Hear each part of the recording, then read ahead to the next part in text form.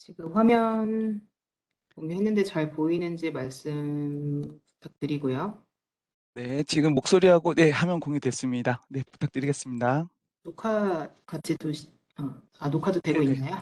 예, 시작했습니다. 네. 네. 네, 안녕하세요. 클래리베이터 민정입니다. 오늘 인사이트 B&A 보호막기 교육 진행하도록 하겠습니다. 어, 설명은 최대한 간단하게 하고 좀 같이 실습해보는 시간을 갖도록 할게요. 먼저 인사이트 B&A라는 것은 이제 웹 오브 사이언스의 데이터를 기반으로 하고 있는 분석할 수 있는 플랫폼이라고 보시면 됩니다. 이 웹 오브 사이언스에서 가장 잘 알려진 게 바로 이 SCI급 저널이죠. SCI급 저널을 저희가 선정을 하고 이게 웹 오브 사이언스에 이제 실리게 되는데 그렇게 되면 이제 인용 데이터가 쌓이게 되죠. 그걸 근거로 해서 임팩트 팩터가 JCR이라는 별도의 이제 데이터베이스에 또 실리게 되고 또 이제 그 중에서도 상위 1% 논문을 하일리 사이티드 페이퍼라고 해서 ESI라는 별도의 또 다른 데이터베이스에 저희가 이제 싣고 제공을 하고 있습니다. 그래서 이런 모든 것들을 SCI급 저널부터 저널 임팩트 팩터, 하일리 사이티드 페이퍼 이런 것들을 모두 한 곳에서 분석할 수 있는 플랫폼이 인사이트 B&A라고 보시면 되겠고요. 오늘 연구자분들께서도 많이 참여를 해주셨기 때문에 연구자분들께서 어떻게 활용하실 수 있는지와 함께 또 성과 평가 담당하시는 분들께서는 또 어떻게 활용을 하실 수 있는지 같이 좀 살펴보도록 하겠습니다.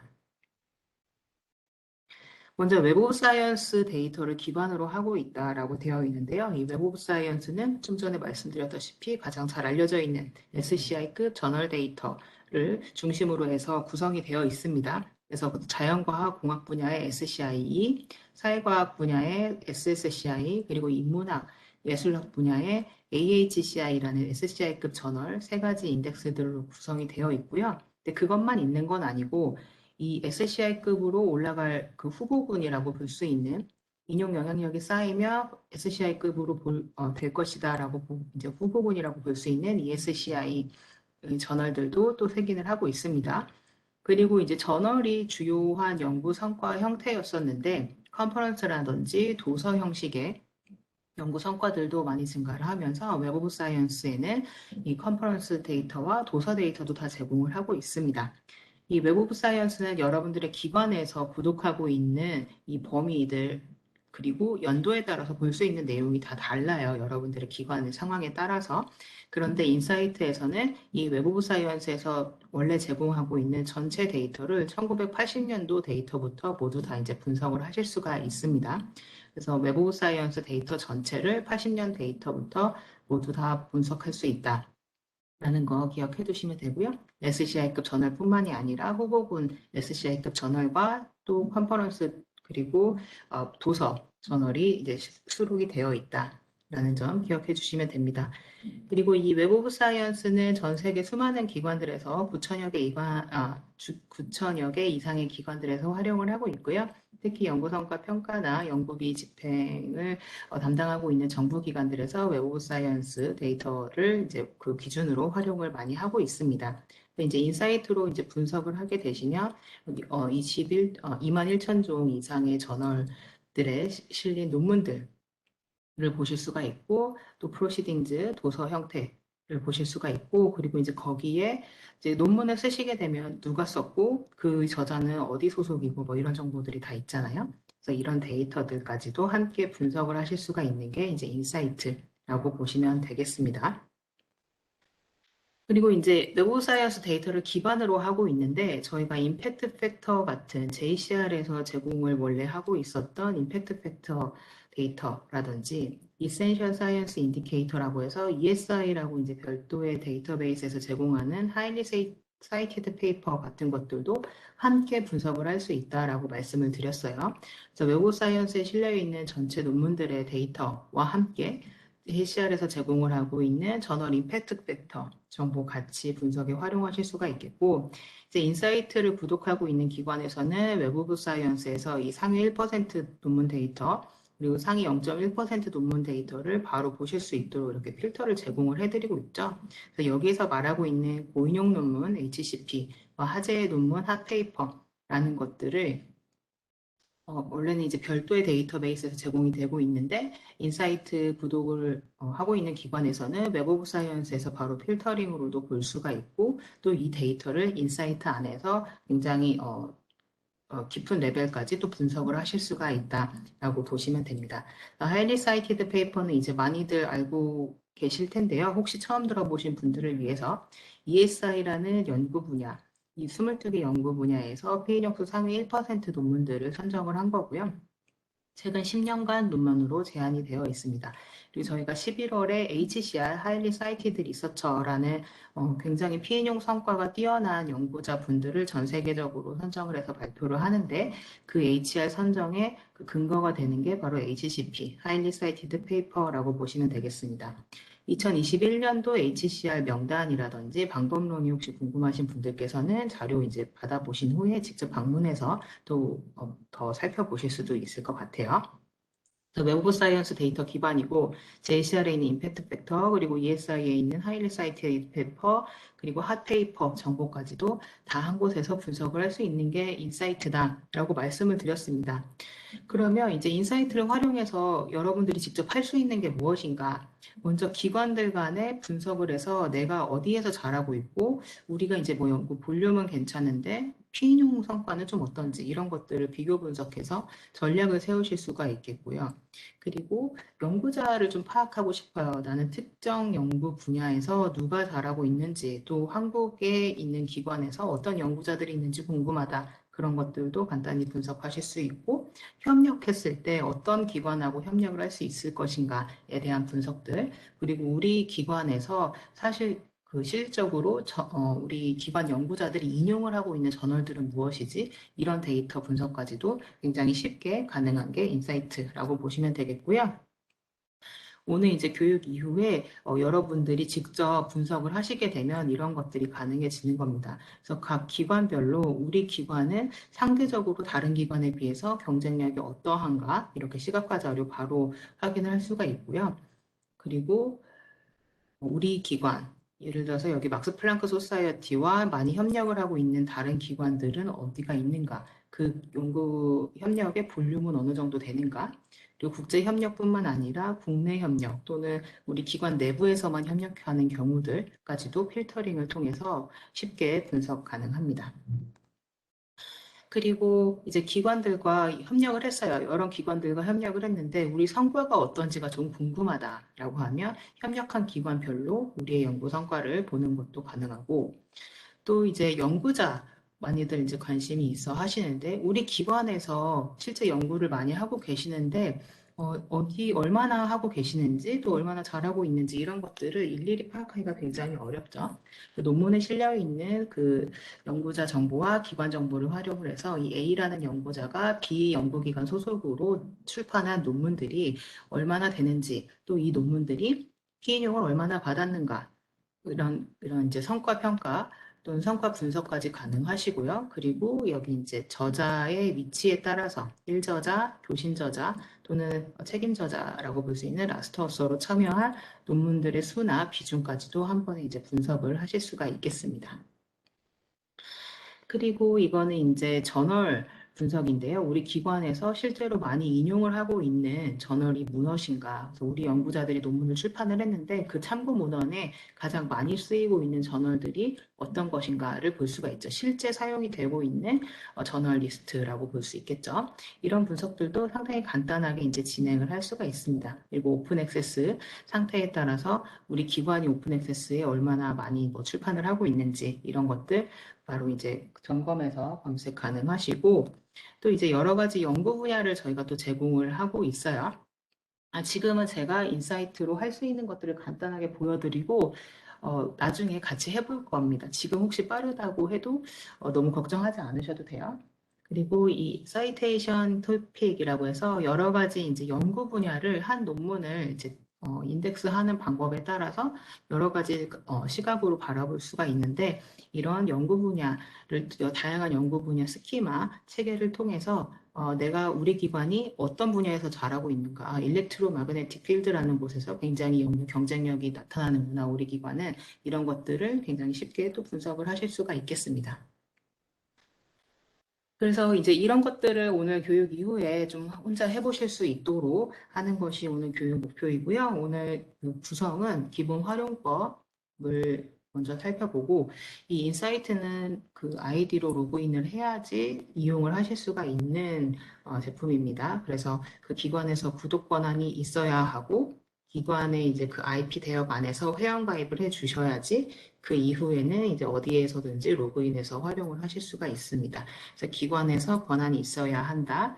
그리고 아이디 만들어서 로그인을 하셔야 이용하실 수 있는 그 분석 플랫폼이다. 기억해 주시고요. 그리고 인사이트가 어떻게 구성이 되어 있는지 간단하게 살펴보고 그 시스템에 내재되어 있는 여러 가지 분석 보고서들이 있습니다. 이거 활용하는 법도 같이 살펴보도록 하겠습니다.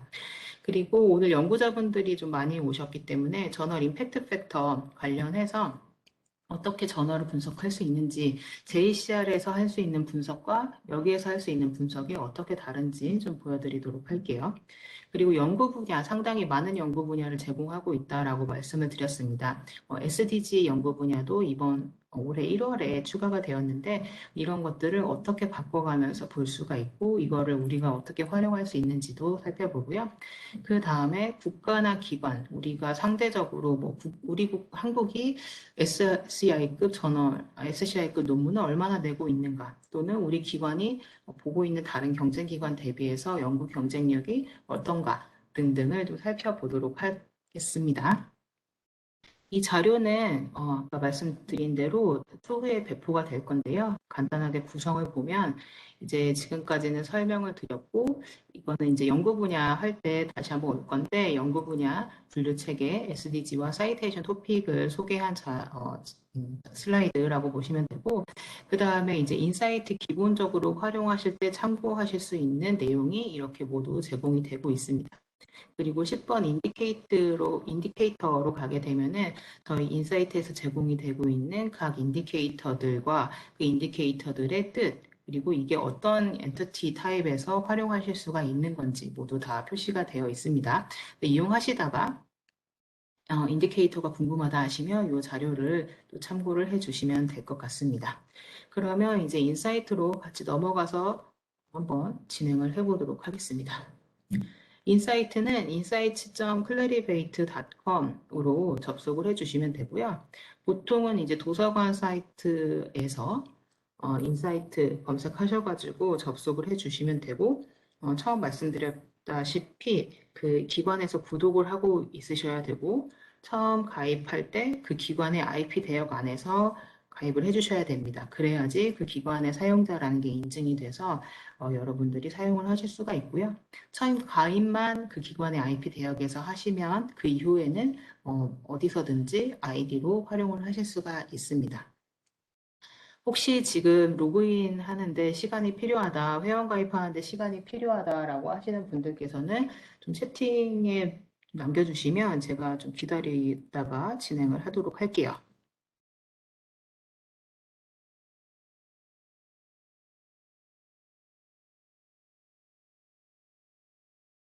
혹시 별도 말씀이 없으시면 바로 진행을 하려고 하는데요. 혹시 기다려달라는 그 채팅이 들어오고 있나요?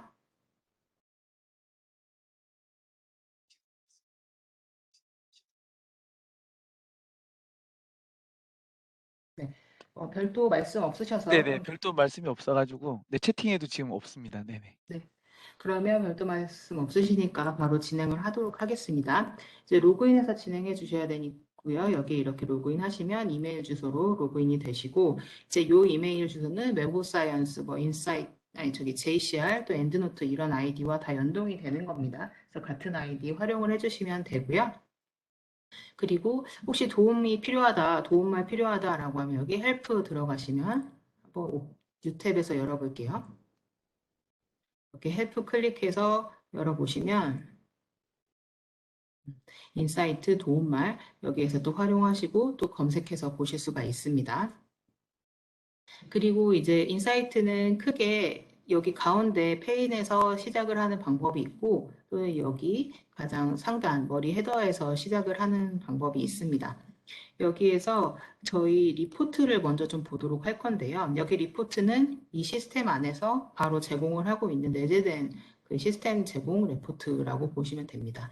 이렇게 시작을 하셔도 되고 여기에서 Explore Reports 클릭해서 들어가셔도 됩니다. 저는 한번 오거니제이션 리포트로 한번 들어가 보도록 할게요. 네. 이렇게 되면 우리가 기관 분석을 기본적으로 어떻게 할 수 있는지를 아이디어를 좀 보여드리는 거다라고 보시면 돼요. 그래서 여러분들이 하실 일은 여기에서 내가 원하는 기관을 입력하는 일밖에 없어요. 여기에다가 저는 한번 하버드 대학교 입력해서 클릭해 보도록 하겠습니다.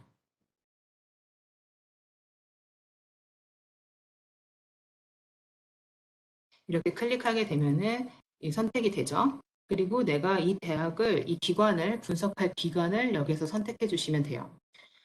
저희는 인사이트는 1980년도 데이터부터 제공을 하고 있다라고 말씀을 드렸는데 최근 5개년도 분석을 가장 많이 하시기 때문에 기본적으로는 2017에서 2021이 되어 있습니다. 기간 바꾸실 때에는 여기서 바로 바꿔주시면 되고요. 그리고 웹 오브 사이언스 데이터에 SCI급 후보군 저널들도 실려 있다라고 말씀드렸잖아요. 그거를 이제 ESCI 저널이라고 부르는데 그걸 포함하실 거면 클릭해 주시면 되고 빼고 싶으시면은 선택 해제해 주시면 됩니다. 저는 오늘 다 선택해서 진행을 하도록 할게요. 이렇게 해서 보시면 여기 아래에서 리서치 퍼포먼스 내용 나타나게 됩니다. 우리 이 기관, 내가 선택한 기관의 연구 성과를 어떻게 볼 수 있는가를 보여주는 거죠. 그래서 굉장히 크게 한 6가지로 나누어져 있는 연구 분야로 보면 클리니컬, 프리클리니컬, 그리고 라이프 사이언스 쪽에서 굉장히 연구량이 많다. 웹오브 사이언스 다큐먼트니까 연구량이 많다라는 거죠. 그래서 하버드 대학에서 의학 관련된 논문이 상당히 많이 나오는구나. 그리고 나서 소셜 사이언스가 그 다음으로 많이 나오는구나. 연구 비중이 차지하는구나라는 것들을 바로 확인하실 수 있죠.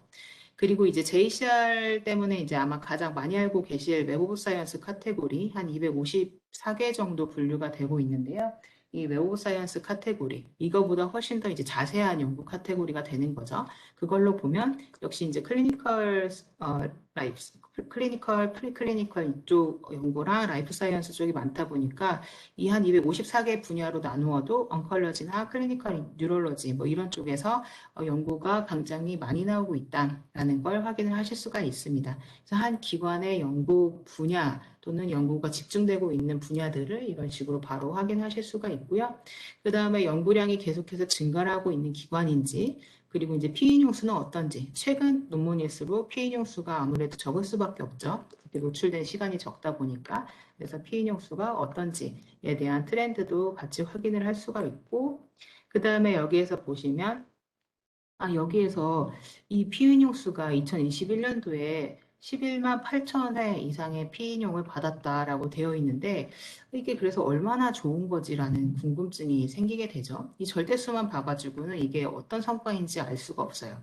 그래서 그때 도와주는 게 CNCI라는 겁니다. 그래서 보시면 여기 글로벌 베이스라인이 1에 가까운 값을 갖게 돼요.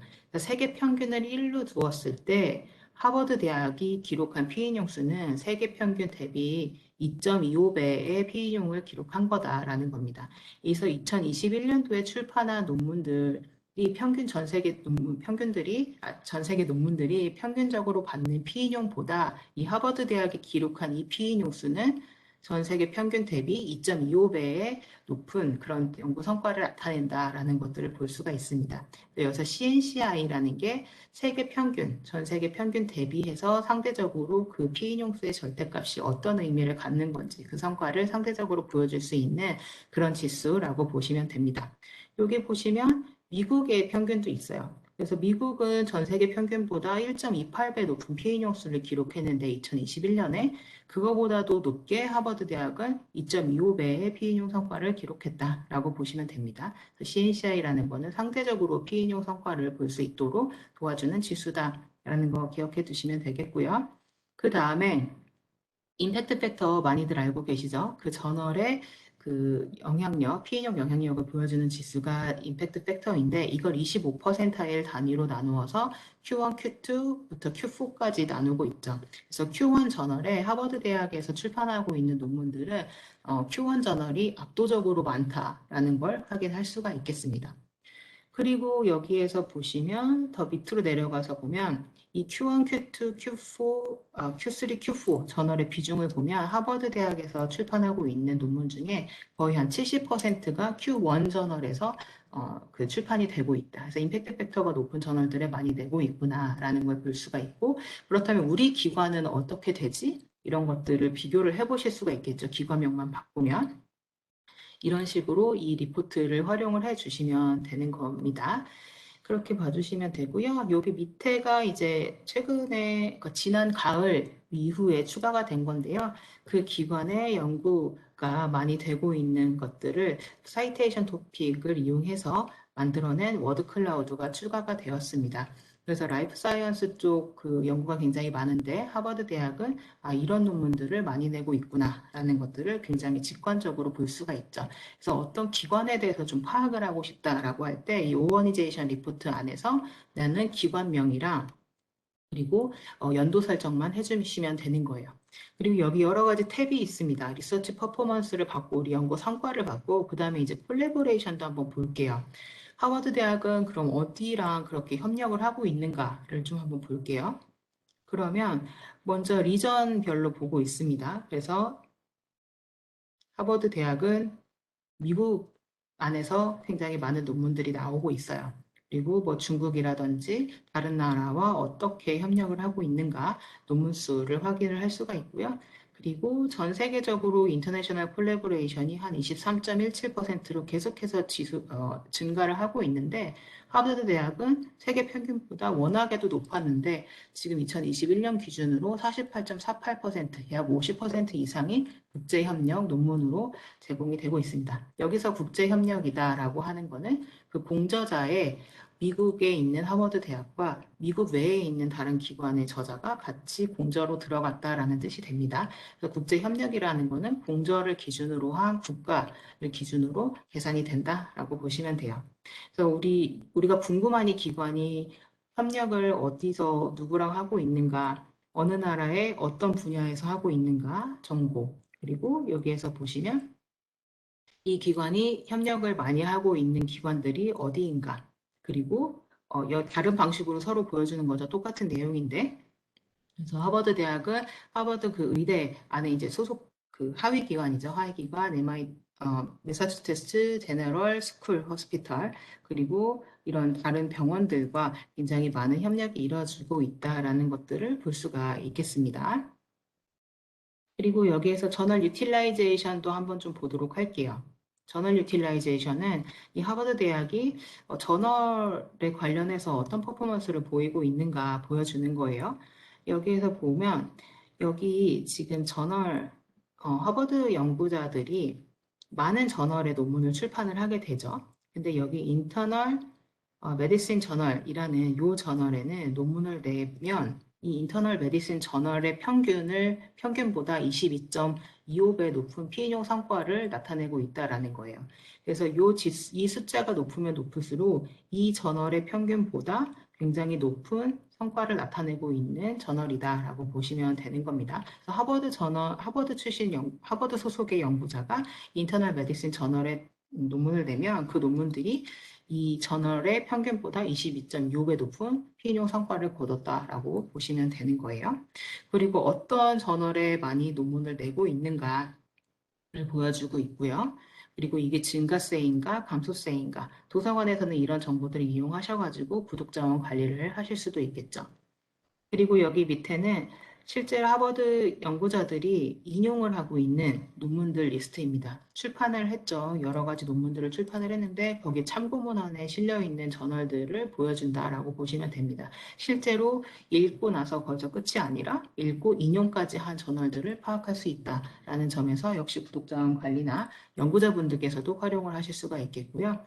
그리고 그 저널을 플러스 원을 제일 많이 인용을 하고 있는데 그 플러스 원 저널에서 몇 년도 논문을 많이 인용하고 있냐를 보여주는 게 오른쪽 그래프라고 보시면 돼요.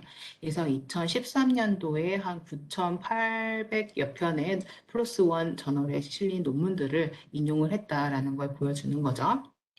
이런 식으로 우리 기관 연구자들이 많이 인용하고 있는 저널들을 보여주는 거고, 이거는 우리 기관을, 하버드 그 연구자들이 출판한 논문을 인용하는 홍행 연구 저널을 봐주시면 됩니다. 그래서 사이언티픽 리포츠의 참고 문헌에 보면은 하버드 그 연구자들이 쓴 논문들이 많이 있다라는 거죠. 그래서 인용 관계를 기반으로 해서 우리 기관에서 많이 그 인용을 한 논문, 그리고 우리 기관 연구자들을 많이 인용하고 있는 논문, 저널, 이런 것들을 다 분석할 수 있는 게 이 저널 유틸라이제이션 탭이라고 보시면 되고요. 그리고 마지막으로 Most Cited Documents입니다. 웹 오브 사이언스에 이제 하버드 대학의 논문들이 상당히 많이 이제 또 실리게 되는데, 그 중에서도 피인용이 가장 높은 선택한 기간 안에서 피인용이 가장 많은 논문들의 리스트를 이렇게 바로 보여주는 게 이 Most Cited Documents 탭이라고 보시면 됩니다.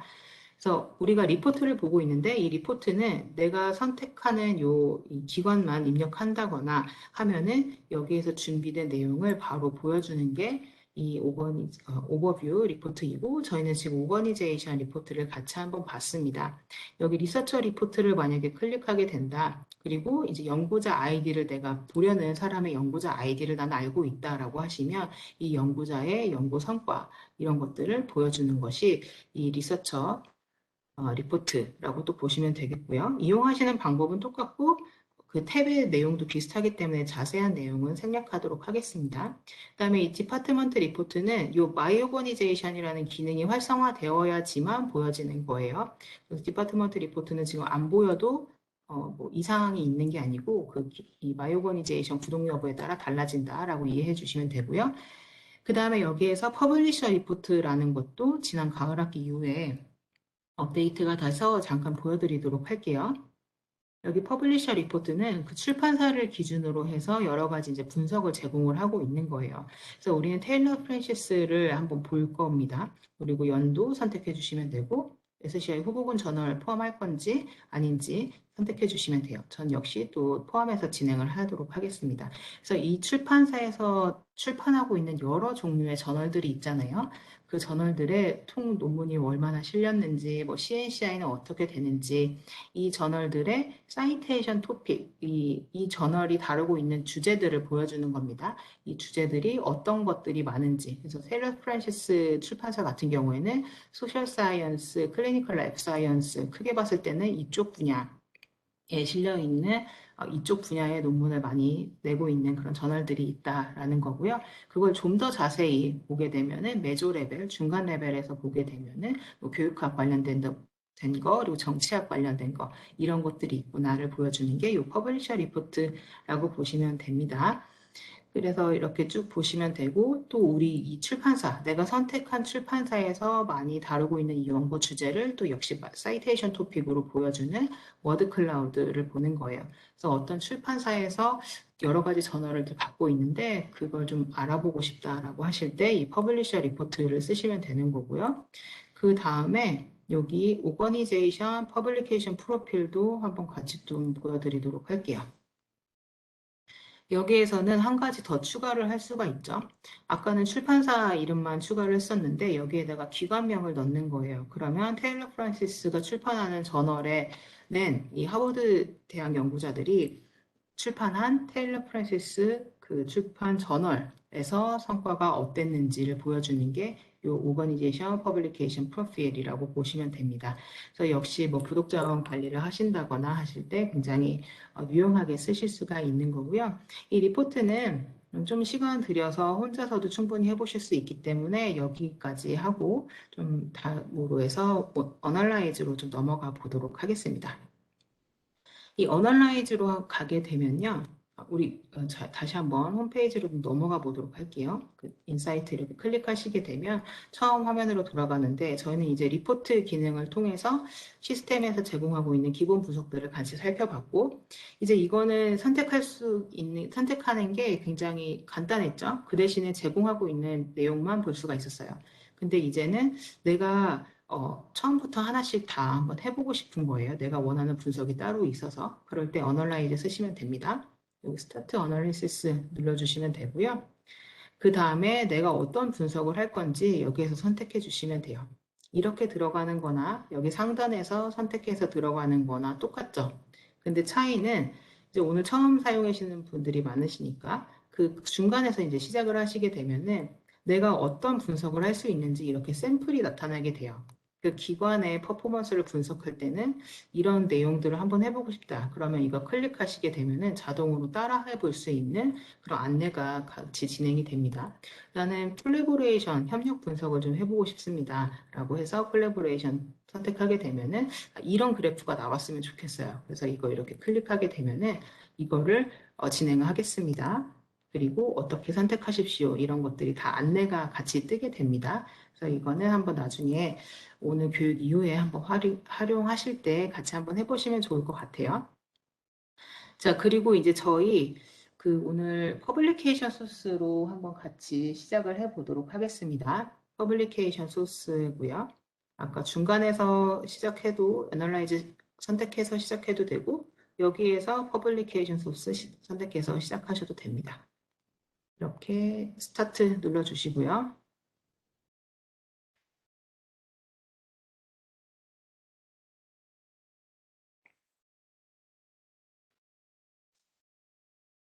제가 이제 지금 저는 이미 분석을 해놓은 내용이 있기 때문에 이렇게 보이는 건데 이걸 같이 한번 해볼 거예요. 이 저널, 내가 선택한 저널들이 있는데 이 저널들의 임팩트 팩터가 시간별로 어떻게 변했는지, 임팩트 팩터가 증가하고 있는 저널들인지 아닌지 뭐 이런 것들이 이제 볼 수가 있는 게 요 퍼블리케이션 소스라고 보시면 돼요. 테이블로 한번 넘어가 보도록 하겠고요. 이제 여러분들은 요게 없는 상태일 겁니다. 이렇게 이제 여러분들하고 아마 똑같은 화면으로 이제 다시 돌아갔을 거예요. 퍼블리케이션 소스 분석을 이제 선택을 했고요. 그 다음에 여기에서 ESCI 전을 포함할 건지 아닌지 선택하게 되어 있는데 저는 선택해서 진행할 거고요. 연도 선택 여러 가지 방식으로 할 수 있는데 가장 많이 활용하는 게 최근 5개년 연도라서 2017에서 2021로 잡혀 있습니다. 한번 이 세팅은 그대로 진행을 한번 해보도록 할게요. 이렇게 보시면 여기 이제 오른쪽 화면도 조금 저랑 다르실 수 있어요. 이런 것들을 어떻게 추가하는지 좀 한번 보여드리도록 할게요. 이렇게 보시면 웹 오브 사이언스에 실려 있는 전체 퍼블리케이션 소스, 저널뿐만 아니라 저널이 상당히 많지만 저널뿐만 아니라 프로시딩즈라든지 도서들의 리스트를 확인할 수 있는 게 퍼블리케이션 소스라고 보시면 돼요. 근데 이게 내가 알고 있는 저널들은 퍼블리케이션들은 어느 나라 뭐 저널인지도 알고 있고 뭐 프로시딩제인지 아닌지도 알고 있지만 모르는 것들도 상당히 많죠. 그래서 이런 것들을 한번 추가해 보도록 할게요. 여기서 인디케이터 선택해 주면 되고요. 그리고 여기 인디케이터를 선택하게 되면은 이 테이블에 컬럼으로 추가할 수 있는 것들이 모두 다 나타난다라고 보시면 됩니다. 여기 소스 타입으로 되어 있죠. 여기에서 이렇게 검색을 하셔도 돼요. 소스 타입. 그래서 클릭해 볼게요. 그러면 지금 여러분들은 아마 이 화면이 나타나게 될 건데 여기서 이렇게 추가 눌러주시면 됩니다.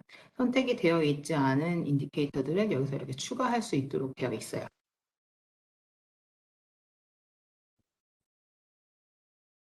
그렇게 되면은 우리는 소스 타입이 저널인지 프로시딩즈인지 도서인지가 좀 궁금해서 소스 타입을 한번 추가를 해봤고요. 그리고 여기에서 이제 국가가 좀 궁금해요. 라고 하는데, 저는 이제 여러 가지 인디케이터들을 다 알고 있지만, 그걸 잘 모르겠다라고 하시는 경우에는, 일일이 검색할 수 없다라고 하시는 경우에는, 여기 이제 밑으로 이렇게 가서 보시면, Publication Source Country라는 게 있습니다. 여기 클릭해서 또 Add 눌러주시면, 이렇게 각 저널의 그 출판 국가가 나오게 될 거예요. 이런 식으로 추가를 해주시면 되고요. 그리고 가장 중요한 여러분들이 가장 아마 궁금해 하실 임팩트 팩터, 저널 임팩트 팩터도 여기 밑으로 이제 나오게 됩니다. 여기 임팩트라는 거는 인용하고 관련된 지수들을 모두 다 모아놨다라고 보시면 됩니다. 그래서 여기 이렇게 밑으로 내려가서 보시면 저널 임팩트 팩터 있죠. 저널 임팩트 팩터 클릭해서 추가해 주시면 되고요.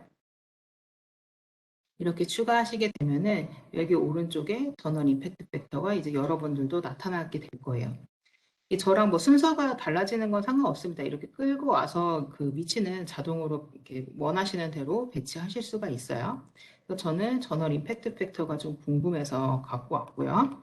그 다음에 다시 뒤로 돌아가서 이 저널 임팩트 팩터, 나는 이제 저널들의 추구할 저널들은 좀 보고 싶은데 이 임팩트 팩터 절대값뿐만이 아니라 이 임팩트 팩터의 퍼센타일, 백분위 정보도 좀 궁금하고 또 JCR에서 이제 저널 사이테이션 인디케이터라는 것들도 같이 제공을 하고 있잖아요. 그래서 이 저널 사이테이션 인디케이터도 같이 보고 싶습니다. 라고 하시는 경우에는 이런 식으로 하나씩 넣어 주시면 됩니다.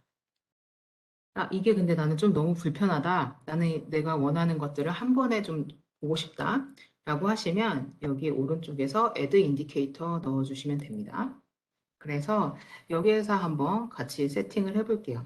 이 저널의 실리 논문 수 저 보고 싶고요. 그리고 임팩트 팩터 쿼타일, 상위 25%일 단위로 이렇게 자른 것들 저 보고 싶고, 그다음에 피인용 수와 뭐 논문 같이 인용된 비중 이렇게 볼 거고요. 그다음에 임팩트 팩터와 이미디어시 인덱스, 아이겐 팩터 같은 JCR에서 제공하고 있는 그 지수들을 활용해서 그 투구 저널을 한번 선택해 보도록 할게요. 여기 밑으로 가서 저널 임팩트 팩터도 보고 임팩트 팩터 퍼센타일 그리고 저널 사이테이션 인디케이터 그리고 JCI 퍼센타일, JCI 쿼타일 뭐 이렇게 또 같이 보도록 할게요. 그리고 이 밑으로 내려가서 보면은 이런 것들은 선택을 해제를 해주고 그 다음에 저는 이 퍼블리케이션 소스 컨트리 같은 것도 이제 선택을 해 두었죠. 여기에서 바로 이렇게 선택해서 한 번에 여러 가지 지수들을 선택해서 여기서 어플라이 눌러주시면 다 적용이 되는 겁니다. 이렇게 이것도 한번 해제해 볼게요. 그래서 어플라이 눌러보겠습니다.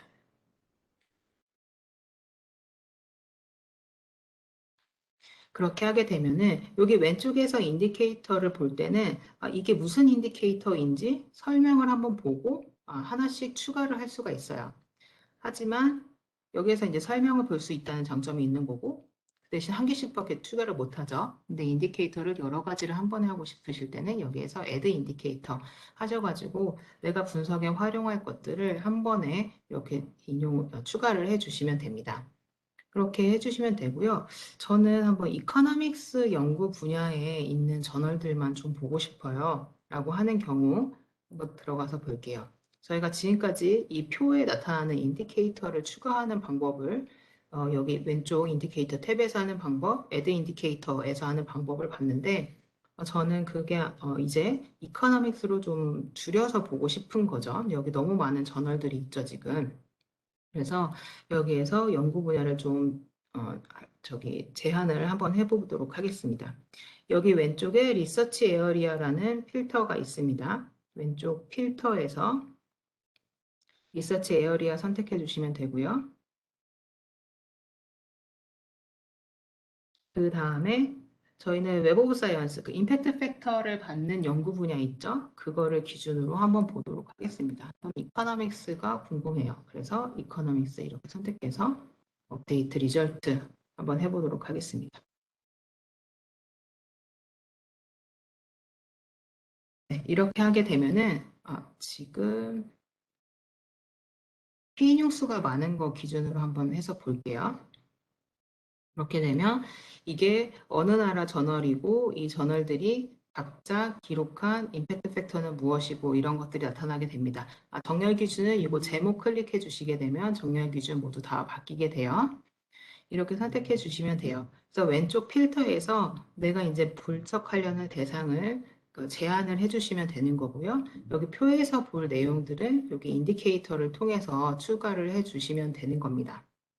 그래서 요 저널을 한번 볼게요. 에너지 폴리시 같은 경우에는 우리가 선택한 이 2017년에서 2021년 동안 3천여 편, 3,500여 편 정도의 논문이 나왔고요. 그 다음에 이 논문들이 한 5만 3천 회 이상 인용을 받았다라고 보시면 됩니다. 그리고 가장 최신 임팩트 팩터인 2020 임팩트 팩터 기준으로는 6.142라는 임팩트 팩터를 받았다라는 뜻이고요. 그 다음에 여기에서 퍼센트 다큐먼트 사이티드 같은 경우에는 이 3,400여 편의 논문이 그 중에서 한 92%가 모두 한 번 이상은 피인용이 되었다, 인용이 되었다라는 것을 보여주는 겁니다. 그리고 이 임팩트 팩터는 그 100분위로 봤을 때 상위 한 15% 정도에 속하는 거다라고 볼 수 있죠. 100에 가까울수록 100분위가 높다라고 보시면 되고요. 그래서 상위 25%에 속하는 Q1 저널이다라는 것들을 이렇게 볼 수가 있습니다. 그리고 이제 JCI라고 해서 그 저널 사이테이션 인디케이터도 저희가 같이 이제 제공을 하고 있는데 이 저널 사이테이션 인디케이터 같은 경우에는 전 세계 평균을 1로 두었을 때 피인용 성과가 1.63배 정도 높다라는 걸 또 보여주는 겁니다. 그래서 저널 임팩트 팩터뿐만 아니라 그 저널에 실려 있는 논문의 피인용 수를 상대적으로 분석을 해서 보여주는 게 이 저널 사이테이션 인디케이터라고 보시면 돼요. 이런 것들을 한 번에 이제 분석을 할 수 있도록 제공을 하고 있다라는 겁니다. 그러면 우리가 JCR에서도 어느 정도 이제 분석이 되는 내용이 있었죠. 이렇게 JCR로 여러분들은 지금 가지 않으셔도 돼요. JCR로 지금 가지 않으셔도 되고 제가 그냥 간단히 보여드릴게요. JCR에서도 이코노믹스 분야 선택하고 그리고 저널을 이렇게 보면은 이렇게 저널들의 리스트를 좀 볼 수 있었죠. 하지만 이 저널에 실린 그 논문의 숫자라든지 피인용이라든지 이런 것들을 한 번에 일목요연하게 내가 원하는 내용으로 보기는 좀 제한이 있어요. 선택할 수 있는 필드들이 제한이 되어 있기 때문에. 그리고 여기에서 내가 원하는 저널을 비교를 할 수가 있어요. 컴페어 기능을 할 수가 있는데 이렇게 컴페어를 하게 되더라도 이런 식으로 1대1로 이제 비교를 하게 되죠. 이것도 굉장히 유용하죠. 유용하지만 좀 더 직관적으로 볼 수 있는 게 인사이트에서 분석하는 결과라고 보시면 되겠습니다. 임팩트 팩터가 모두 다 이제 뭐 증가하고 있긴 하지만 이 저널들 네 가지를 한 그래프 안에 볼 수는 없는 게 지금 JCR 그 분석 기능에서는 그렇게 제공을 하고 있지 않죠. 그래서 이 JCR 분석 기능에서 좀 한계들이 있는데 그런 것들을 보완해 줄 수 있는 게 인사이트 BNL이라고 보시면 되고 그리고 그 JCR에서 전월 분석할 때 이렇게 5개를 넘어가게 되면은 컴페어 기능이 제공되지가 않죠. JCR에서는 4개까지만 비교를 할 수 있고 또 이것들을 다 1대1로 비교할 수 있도록 되어 있는데 지금 인사이트에서는 내가 원하는 분야의 전체 저널들을 뭐 논문 수, 임팩트 팩터 그리고 여러 가지 JCR에서 제공하고 있는 JCI라든지 아이겐 팩터 이런 정보들까지도 이제 같이 제공을 하고 있다라는 거고요. 거의 저희 이제 그러고 나서 만약에 내가 이 세 가지 저널을 좀 한번 비교를 해보고 싶어요. 그러면 이렇게 한 5가지 한번 선택을 해보도록 할게요. 저는 지금 타임즈 사이티드로 정렬을 해 두었고요. 그 정렬 기준은 여기에서도 확인을 하실 수가 있습니다. 그래서 인사이트에서 내가 저널을 보고 있는데 나는 이코노믹스 분야의 저널에서 어디에다가 투고를 할지 좀 보고 있는데 일단 임팩트 팩터가 좀 성장세였으면 좋겠는 거예요. 그러면 이거를 좀 볼 때 이런 식으로 이렇게 선택을 해주면 되고 그다음에 여기 이제 비주얼로 한번 클릭해 볼게요.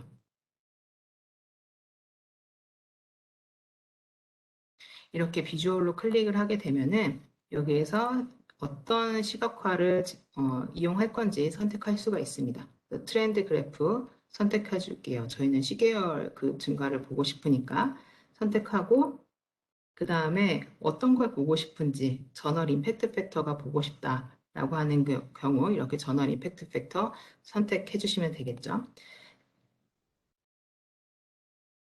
그렇게 되면은 아까 JCR에서는 이렇게 각각 저널이 임팩트 팩터가 어떻게 증가하고 있었는지를 별도의 다른 그래프에서 보여주고 있었는데 임팩트 팩터가 지금 상대적으로 에너지 이코노믹스라는 게 굉장히 빨리 올라오고 있다라는 게 한눈에 바로 이제 보이게 되죠. 그리고 지금 임팩트 팩터가 내가 선택한 이 5가지 저널이 모두 다 증가세예요. 그리고 난 여기에서 좀 더 보고 싶어요. 그러면은 이런 식으로 전화를 증가시킬 수도 있습니다.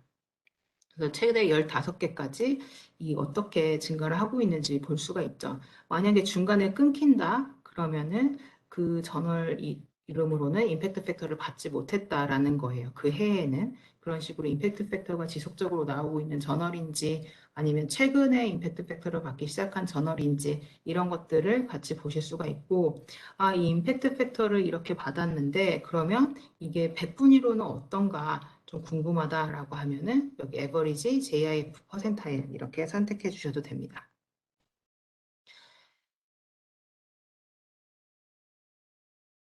네. 그렇게 되면은 우리가 이제 100분위로 봤을 때 임팩트 팩터가 높아요. 높은데 이게 상대적으로 얼마나 높은 건지 이거는 상위 1%에 속하는 그런 저널 임팩트 팩터를 갖고 있다라고 볼 수가 있겠고 그 다음에 월드 디벨롭먼트 같은 경우에는 한 상위 10%에 해당하는 그런 저널이라고 볼 수가 있겠죠. 임팩트 팩터 자체는 성장을 했지만 지금 상대적으로 100분위로 봤을 때는 약간 감소하고 있는 저널이다. 굉장히 높은 저널이긴 하지만 임팩트 팩터가 이런 것들을 여러분들이 같이 고려해서 투고를 할 수가 있겠죠. 그래서 임팩트 팩터가 비슷한 점수대에 있는데 이게 상대적으로도 증가세인지 아닌지 이런 것들을 같이 확인하실 수가 있겠고 그 다음에 여러분들이 만약에 이미디어시 인덱스를 볼 거예요. 저널 임팩트 팩터 자체가 높은 것도 중요한데 나는 좀 출판된 연도에 좀 피인용이 많이 되는 저널들이 뭔지가 알고 싶다라고 하면 이렇게 이미디어시 인덱스를 또 추가해서 볼 수도 있겠죠. 만약에 이게 이미디어시 인덱스가 지금 추가가 안 된다 그러면 여기 인디케이터 안에서 이미디어시 인덱스 선택해서 추가해 주시면 돼요. 그럼 바로 여기에 이제 나타나게 될 거예요. 그렇게 하게 되면은 지금 보시면 이미디어시 인덱스, 이 아메리칸 이코노믹 리뷰라는 저널에 실린 논문들, 2020년도에 출판된 논문들은 그 해에 바로 한 두 번 정도의 평균적으로 두 번 정도의 피일용을 받았다라고 보시면 되는 겁니다. 그래서 이미디어시 인덱스가 좀 평균적으로 높으면 이게 보통은 그 출판된 해에 좀 인용수를 이 정도 받는구나라는 것들을 바로 확인을 하실 수가 있는 거예요. 그래서 여러분들이 저널 이제 투고 저널 분석을 하실 어떤 저널에 투고를 할까 이런 거 분석을 하실 때 JCR 많이 활용을 하시는데 그 JCR에서 더 나아가서 좀 더 자세한 분석을 하고 싶을 때 인사이트를 또 활용을 해서 투고 저널을 선정할 때 그 기준을 삼아 주시면 됩니다. 그리고 이제 학회를 운영하시거나 또 도서관에서 보고 계시는 분들께서는 이 저널 기능을 이용해서 저널 분석 기능을 이용해 가지고 어떤 그 저널의 성과가 어떻게 나오고 있는지 계속해서 그 성과가 좋아지고 있는 저널인지 이런 것들을 분석을 하실 수가 있겠습니다. 그래서 오늘 퍼블리케이션 소스로 한번 시작을 해 보았고요. 여기에서 필터로 한번 다시 넘어가서 내가 특정해서 보고 싶은 저널이 따로 있어요. 라고 하면은 여기 소스 네임에서 선정을 해주셔도 돼요. 아니면 우리가 아까 이코노믹스에서 보고 있었죠. 여기 ISSN 번호를 알고 있다. 저널의 고유 번호죠. 그러면 이 저널의 고유 번호를 이렇게 ISSN에 넣어주면 됩니다. 꼭 여기 필터에서는 넣고 업데이트 리절트를 넣어 주셔야지 이게 필터로 반영이 돼요. 업데이트 리절트. 네. 그렇게 하게 되면은 다른 전체 저널이 아니라 내가 선택한 저널들만 보게 되어 있고요. 그 저널들의 성과들을 이런 식으로 비교 분석을 하면서 어떤 저널에 투고를 할지, 어떤 다원을 구독할지 이런 것들을 결정하실 수 있는 게 이 퍼블리케이션 소스라고 봐주시면 되겠습니다. 여러분들 혹시 이제 보시다가 좀 어떤 분석이 나는 해보고 싶은데 그게 되는지 궁금하다라고 하시면 또 채팅창에 남겨주시면 시간이 허락하는 범위 안에서도 답변을 드리도록 할게요. 그래서 우리 저널 어떻게 분석할 수 있는지 한번 살펴보았고요. 그 다음에 이제 연구 동향 관련해서 연구 분야 동향 관련해서 좀 넘어가 보도록 하겠습니다. 퍼블리케이션 소스를 이제 선택을 하고 있는데 우리가 이제 연구 그 분석할 대상을 바꿀 겁니다. 리서치 에어리어로 바꾸는 거고요. 리서치 에어리어로 한번 바꿔보도록 할게요.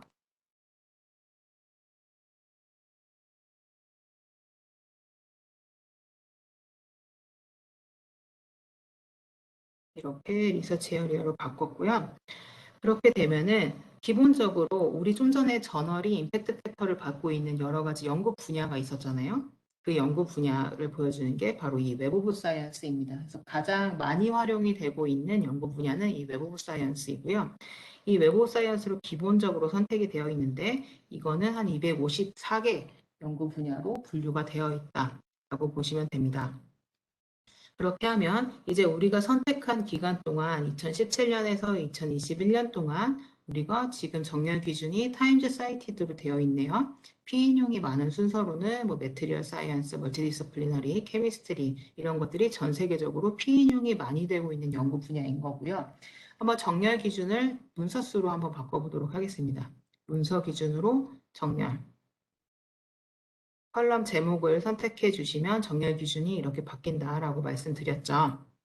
이렇게 보시면 근데 이제 지금 논문량이 가장 많이 나오고 있는 거는 엔지니어링, 일렉트리컬, 일렉트로닉이라는 걸 보실 수가 있습니다. 그래서 연구 양도 굉장히 중요한데 그 연구들이 모두 다 인용이 되면서 그 영향력을 발휘하고 있는가는 또 다른 문제예요. 그래서 이 연구량과 피인용 성과를 이제 같이 분석을 할 수가 있는 게 인사이트 BNA라고 보시면 되겠습니다. 이렇게 한번 보시고요. 그러면 우리 연구 동향 분석할 때 일단 어떤 A라는 분야, B라는 분야에서 연구량이 어떻게 증가하고 있는지가 좀 궁금하죠. 그거를 한번 시각화해서 보도록 할게요. 비주얼로 한번 넘어가 보도록 하겠습니다.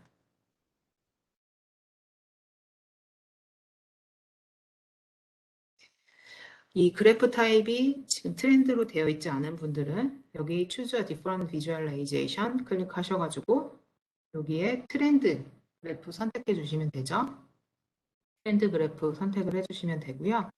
그러면 지금 뭐 엔지니어링, 일렉트리컬, 일렉트로닉스 분야는 아무래도 프로시딩즈 쪽이 많아가지고 그 아직 색인이 다 안 끝나서 여기서 좀 감소세로 나타나게 되는 것 같아요. 근데 다른 연구 분야들을 보게 되면은 다 증가세로 나타나는 걸 볼 수가 있죠.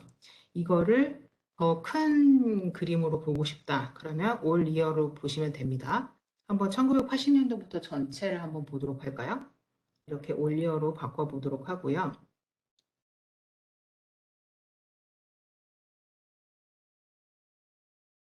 네, 지금 2022년도는 잘 안 보이니까 여기서 나는 좀 보고 싶은 구간이 정해져 있다라고 하면은 여기서 왔다 갔다 해주시면 돼요. 2020년도로 잘라서 한번 보도록 할게요. 그래서 지금 엔지니어링, 일렉트리컬, 일렉트로닉스가 굉장히 가파른 성장세를 보이고 있다라는 게 바로 한눈에 확인이 되죠. 이런 식으로 어떤 특정 연구 분야, 특히 전 세계에서 많이 활용을 하고 있는 이 웹 오브 사이언스 카테고리 연구 분야 기준으로 그 연구 분야 동향이 어떤지를 굉장히 간단하게 파악을 할 수가 있다라는 게 요 장점이라고 보실 수가 있겠습니다. 다시 한번 5개년으로 또 바꿔보도록 하고요.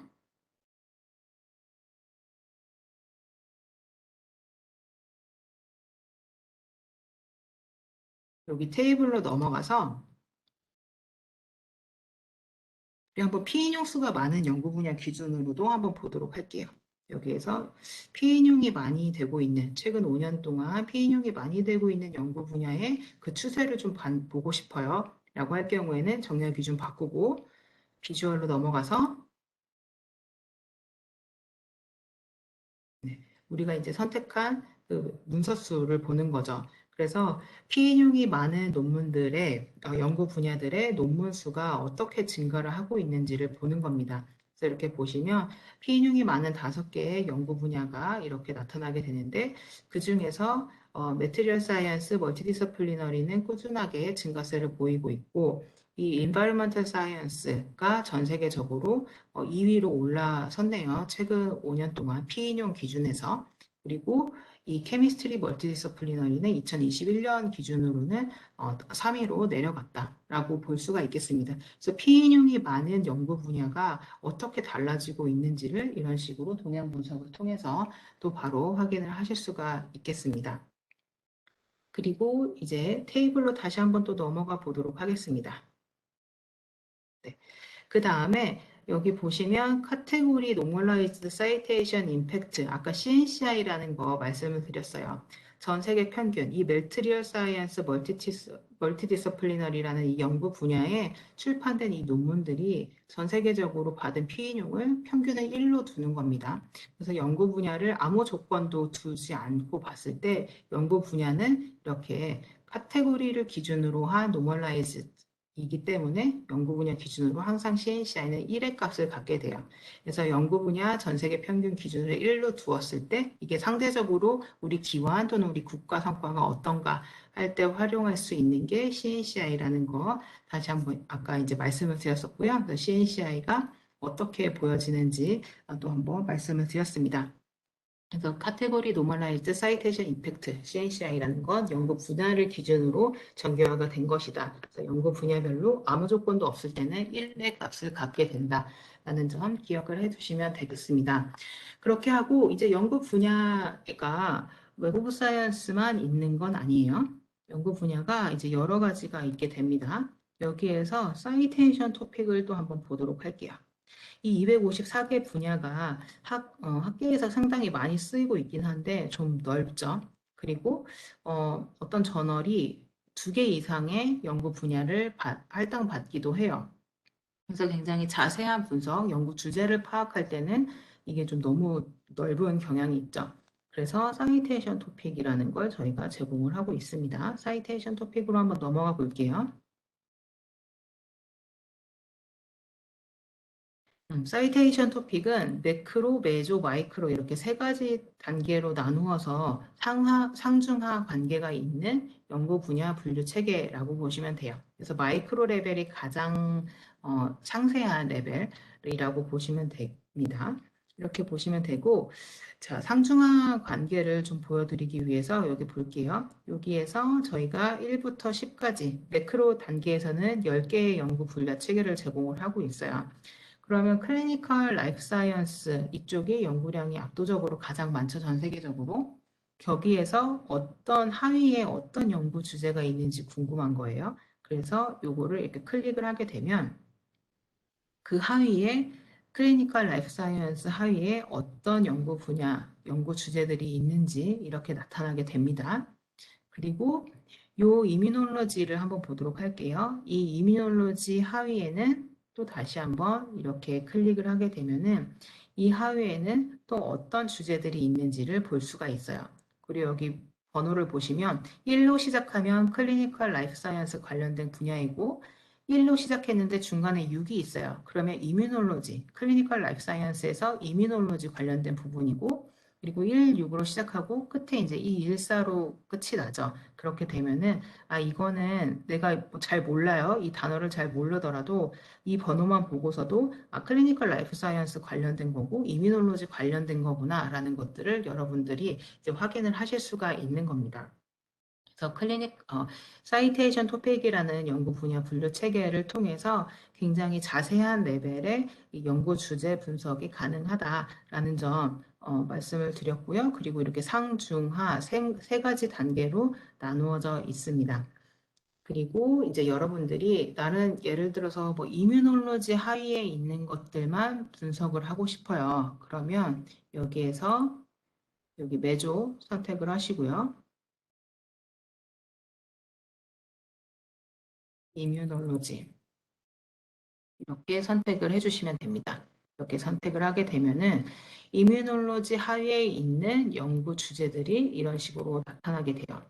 그래서 이 굉장히 자세한 레벨의 연구 논문들이 이런 식으로 뜨게 되고 이 논문을 한번 클릭해 보도록 할게요.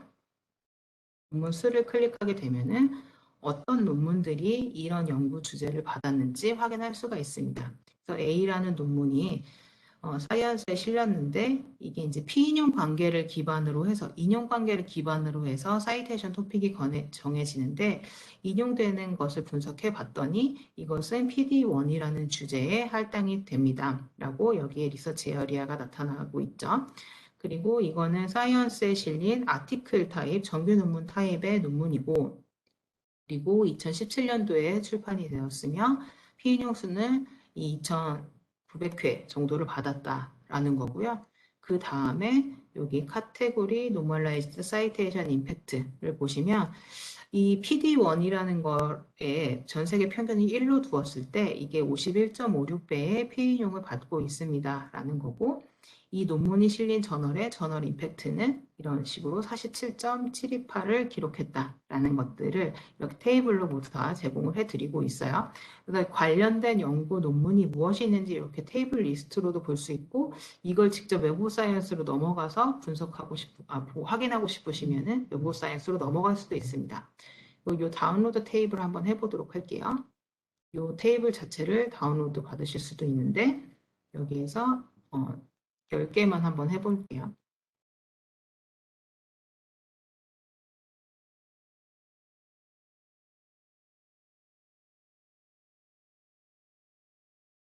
그러면 이렇게 CSV 파일이 다운로드가 되고요. 그러면 이런 식으로 이 연구 논문에 붙어 있는 고유 번호, 논문의 고유 번호, 특히 웹 오브 사이언스에서만 받고 있는 건 요 A에 있는 액세션 넘버라고 해서 웹 오브 사이언스 WOS로 시작하는 요 논문의 고유 번호와 함께 이 논문들의 리스트가 이렇게 제공이 됩니다.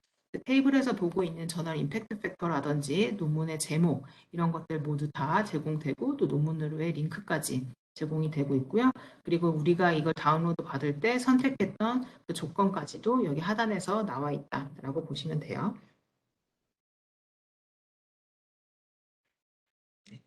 이 사이트로 다시 넘어가 보도록 하고요.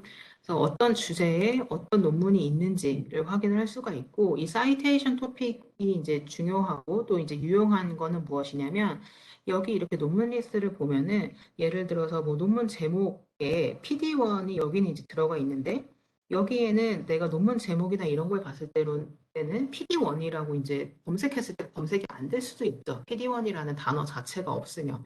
근데 사이테이션 토픽은 피인용 관계를 기반으로 했기 때문에 이게 PD1 관련된 그 논문들에 계속 인용이 되고 발전이 되고 있으면 이게 이 연구 분야로 이렇게 할당이 되는 겁니다. 그래서 이미 내가 알고 있는 검색어로 검색한 결과뿐만 아니라 이 알고리즘을 통해서 이제 할당되는 연구 주제라는 점에서 내가 알고 있는 걸 벗어나서 내 한계를 넘어서서 좀 객관적인 그런 연구 주제의 분류를 확인할 수가 있는 게 이 사이테이션 토픽이라고 보시면 되겠어요. 이것도 비주얼로 한번 넘어가서 볼게요. 아까 웹 오브 사이언스 기준으로는 한 254개 뭐 정도가 있었죠. 그래서 굉장히 상당히 좀 넓은 그 분류 체계에서의 그런 그 동향을 볼 수가 있었어요. 멀티디스플리너리, 그 매트리얼 사이언스 뭐 이런 것들을 볼 수가 있었는데, 여기에서 보시면 상당히 자세한 레벨의 연구 분야 동향을 활용을 하실 수가 있습니다.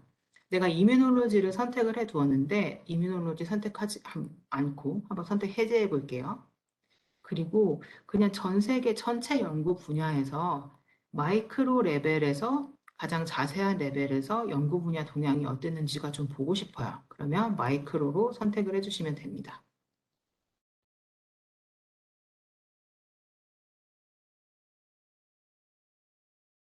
그렇게 보면은 이제 전 세계 연구 동향을 알고리즘으로 본 거예요. 피해용 관계를 통해서 그 가장 대표적인 키워드를 설정한 게 이 사이테이션 토픽인데, 코로나 바이러스가 최근 5년 동안 압도적으로 많이 성장을 했다라는 거 볼 수 있죠.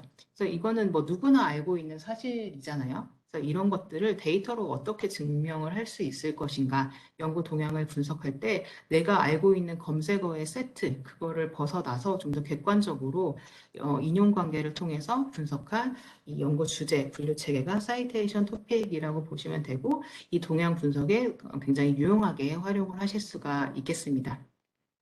여기에서도 이제 뭐 여기에서 나타나는 그 숫자를 늘리시고 싶을 때는 여기에서 한번 10개까지 할게요.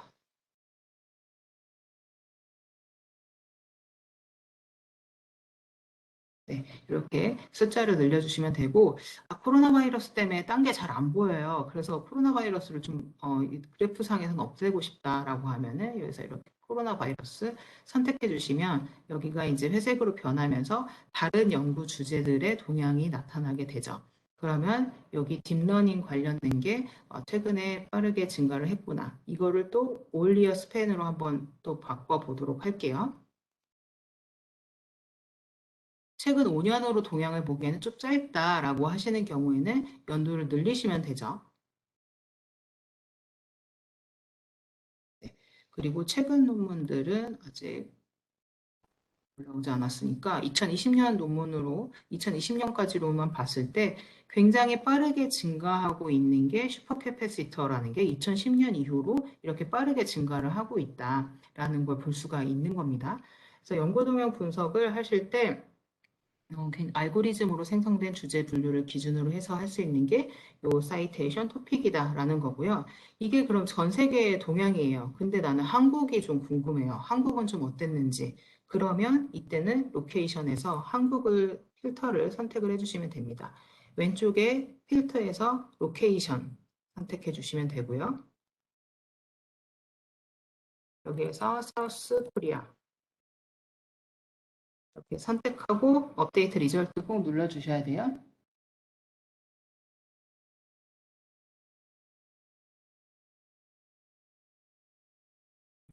그렇게 되면은 다시 한번 2020년으로 좀 줄여볼게요. 그렇게 되면 한국에서 압도적으로 전 세계 그 동향이랑 비슷하네요. 슈퍼캐패시터 관련된 연구가 이렇게 압도적으로 2010년 이후로 증가를 하고 있다라는 것들 굉장히 쉽게 여러분들이 확인을 하실 수가 있는 겁니다.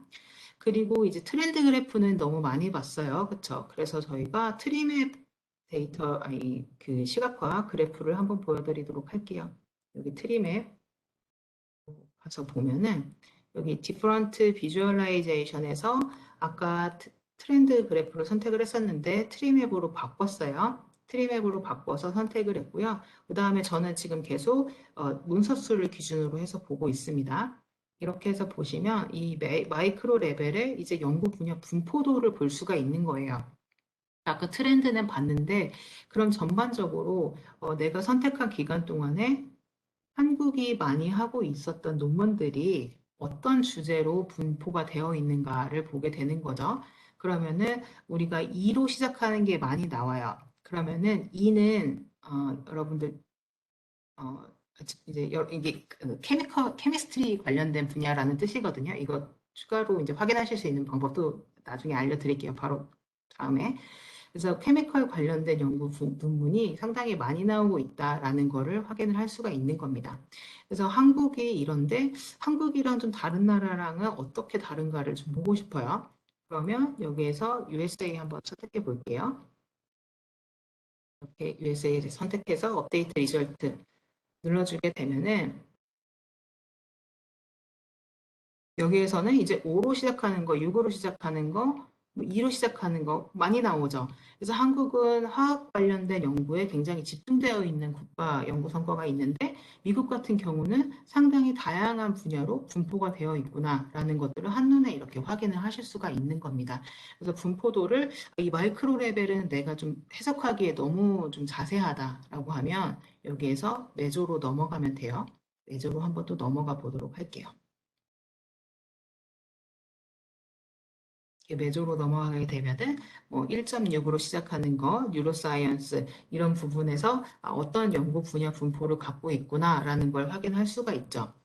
이제 뭐 국가가 아니라 여기 왼쪽에서 그 오거니제이션 네임에서 기관을 선택을 하게 돼요. 만약에 나는 유니버시티 오브 하버드 대학 한번 또 해볼게요. 하버드 대학의 그 연구 분야 분포를 좀 보고 싶다라고 하면 업데이트 리절트 이렇게 선택해서 눌러주면 됩니다. 그렇게 되면은 우리가 미국에 있는 하버드 대학의 그 연구 주제를 매조 레벨로 보았을 때 어떻게 분포가 되어 있는지를 볼 수가 있는 거죠. 그러니까 여러분들이 이제 궁금해한 내가 소속된 기관이라고 칠게요. 내가 소속된 기관과 내가 이제 뭐 경쟁 상대로 보고 있는 또는 협력 기관으로 보고 있는 기관이 있어요. 그러면 우리 연구 분야 포트폴리오가 어떻게 다른가를 상당히 간단하게 이렇게 볼 수가 있고 그 각 기관이 집중하고 있는 연구 분야라든지 이런 것 추세들을 그 트렌드 그래프를 이용해서 또 확인을 하실 수가 있겠죠. 사이테이션 토픽 지금까지 말씀을 드렸습니다. 매크로, 메조, 마이크로 레벨로 이렇게 하는 보시는 방법을 보여드렸고요. 그리고 이제 사이테이션 토픽은 상중하 관계가 있기 때문에 이렇게 트리맵에서 여기를 선택을 이렇게 하게 되면은 이런 식으로 이뮤놀로지 하단에 있는 연구 주제로 바로바로 넘어가게 됩니다. 그래서 이 활용을 하실 때 여기 아래에 뭐가 있는지 궁금하다라고 하시면 이렇게 그 주제를 클릭을 해주시면 되는 거예요. 5.20 아래에 어떤 주제가 있는지 보고 싶다라고 하시면 클릭해서 이렇게 또 봐주시면 되는 거죠. 그래서 이거는 그러면 내가 원하는 연구 주제가 맞는지 아닌지 이런 것들을 또 굉장히 쉽게 확인을 하실 수가 있겠습니다. 자, 여러분 여기 매크로로 한번 다시 넘어가 보도록 할게요. 매크로 단위에서 10개의 연구 분야 분류 체계를 제공을 하고 있어요. 1로 시작하면 클리니컬 라이프 사이언스고 2로 시작하면 케미스트리 관련된 분야고요. 6으로 시작하면 소셜 사이언스 관련된 분야예요. 근데 저는 이게 익숙하니까 다 알고 있지만 여러분들은 좀 알 수가 없죠. 그래서 이걸 어떻게 좀 활용할 수 있는지 내가 일단 사이테이션 토픽에 뭐가 있는지를 좀 알아야 분석에 활용하실 수 있을 테니까 이거를 알려드리면 여기 헬프로 한번 가보도록 하겠습니다. 우측 상단에 헬프 선택을 해서 넘어갔고요. 그러면 도움말 페이지로 가게 돼요. 인사이트 헬프로 넘어가고 그럼 여기에서 사이테이션 토픽을 이렇게 검색을 해주시면 됩니다. 그렇게 되면 첫 번째 사이테이션 토픽에 대한 그 설명이 나와요. 여기에서 매크로 토픽 10개, 메조 토픽 326개, 마이크로 토픽 2444개. 그래서 아까 웹 오브 사이언스가 254개였던 거에 비해서 훨씬 더 자세한 레벨이죠. 그리고 논문당 딱 한 개의 마이크로 토픽밖에 할당이 되지 않아요. 그래서 중복이 없는 연구 분류 체계입니다. 그리고 이거는 CWTS, 라이덴 대학의 그 CWTS에서 개발한 알고리즘을 저희와 협력해서 제공을 하고 있는 거고요. 이거를 저희가 이제 결과를 먼저 보여드렸는데, 그럼 전체 2444개 리스트를 활용을 하고 확인을 해보고 싶다. 그러면 여기에서 다운로드 풀 스키마 갖다 주시면 됩니다. 이렇게 하고 이 파일을 열어보도록 할게요. 그렇게 되면은 저희가 매크로, 메조, 마이크로 토픽으로 나누어져 있었잖아요. 그리고 이 마이크로 토픽은 그 상위의 메조 토픽에 속하고 또 요거는 다시 한번 매크로로 속하게 되는 거예요. 그래서 나는 여기에서 뭐 필터링 기능을 이용해서 나는 여기 매크로 레벨에서 어, 케미스트리 분야 아래에 뭐가 있는지 좀 궁금하다라고 하면 이렇게 확인해서 케미스트리 분야에 무엇이 있는지 이렇게 확인을 하실 수가 있겠죠. 그래서 여기 리스트에서 내 연구에 필요한 내가 분석하려는 주제가 무엇인지 확인하시고 이 번호 체계 활용하셔서 여기 인사이트로 넘어가서 또 바로 이제 분석을 해주시면 되는 거겠습니다. 그래서 이 번호들은 이 연구 분야 그 주제를 알려준다. 그래서 1로 시작하면 클리니컬 관련된 거, 6으로 시작하면 소셜 사이언스 관련된 거, 이런 식으로 파악해 주시면 된다. 라고 해주시면 되겠고요. 그 다음에 한 가지 더 있어요. 연구 분야 분류 체계가 저희가 여기 보시면 상당히 많이 제공이 되고 있어요. 모든 걸 다 할 수는 없고, 1월 달에 업로드가 된 Sustainable Development Goal, SDG 관련해서도 말씀을 드리도록 하겠습니다. 여기 Sustainable Development Goal 한번 볼게요. 요즘 이제 SDG 관련해서 여러 가지 이제 분석들도 진행을 하셔야 될 거고, 이 연구 분야에서는 어떤 SDG 관련된 그 연구 주제들이 나오고 있는가를 보여주는 게 이 SDG입니다. 여기에서 SDG는 총 16개를 제공을 하고 있어요. 원래 SDG는 총 17개인데 한 가지는 연구와 관련해서 이제 할당할 수 있는 방법이 없었기 때문에 16가지로 제공을 하고 있습니다. 그래서 여기 앞에 역시 고유 번호가 붙어 있고요. 그러면 우리가 지금 필터를 재해외해 볼게요. 여기에서 필터 되어 있는 거 이렇게 X 눌러주시면 해제됩니다. 로케이션하고 오거니제이션 드롭할게요. 이렇게 없애주시면 되는 거고, 자, 이렇게 되었을 때 우리가 1980년도부터 2022년까지를 이제 선택을 해 두었는데 지금 분석 차원에서 다시 5개년으로 또 줄여볼게요. 이제 이렇게 한번 줄여보도록 하고요. 최근 5년 동안 SDG 관련해서 어떤 주제 분류에 몇 개의 논문들이 나왔는지, 압도적으로 SDG 관련해서는 3번의 Good Health and Wellbeing 관련된 연구량도 가장 많고 피해인용도 가장 많네요. 지금 정렬 기준은 또 역시 피해인용으로 되어 있습니다. 그리고 젠더 이퀄리티 관련된 게 피해인용 수가 2위로 높게 나타나고 그 다음이 Sustainable Cities and Communities 그래서 이렇게 순서대로 나타나고 있네요. 그러면 우리 기관은 SDG에서 어떤 분야를 많이 하고 있는지가 좀 궁금하다라고 하시면 어떻게 해야 되는지 이제는 아시겠죠? 여기 왼쪽 필터로 가서 내가 원하는 필터를 지정을 해주면 되는 거죠. 기관이 아니라 우리 한국으로 한번 먼저 볼까요? 로케이션 선택해서 사우스 코리아 업데이트 리절트 이렇게 하게 되면은 이제 테이블 리스트를 보면서 우리가 지금 역시 전 세계적으로 마찬가지로 3번 SDG의 논문량이 가장 많고 또 피인용도 가장 많고요. 그리고 전 세계 평균을 1로 두었을 때 1.18배의 높은 피인용, 상대적으로 높은 피인용 성과를 거두고 있구나라는 걸 바로 확인을 할 수가 있습니다. 그리고 클린 워터 앤 세니테이션 관련된 것도 1.09의 그 상대적인 피인용 성과를 거두고 있다라는 것들 확인하실 수가 있죠. 그리고 이걸 좀 비주얼로 한번 시각화로 해서 보도록 하겠습니다. 여기 비주얼로 넘어가서 저희가 사이테이션에서 보고 있던 거랑 똑같은 그래프 스타일 선택할 거예요. 여기에서 이제 트리맵 이렇게 선택해 주시면 되고 이 SDG 같은 경우에는 트리맵이 이런 식으로 나타나게 됩니다. 그래서 어떤 SDG 분야인지 바로 직관적으로 판단할 수 있도록 이렇게 제공을 하고 있어요. 로케이션, 한국이 많이 하고 있는 거는 3번, 5번, 6번, 11번 이렇게 되어 있는데 한번 다른 나라랑 한번 또 보도록 할게요. 로케이션에서 서스코리아가 아니라 한번 오스트레일리아로 해볼까요? 이번에는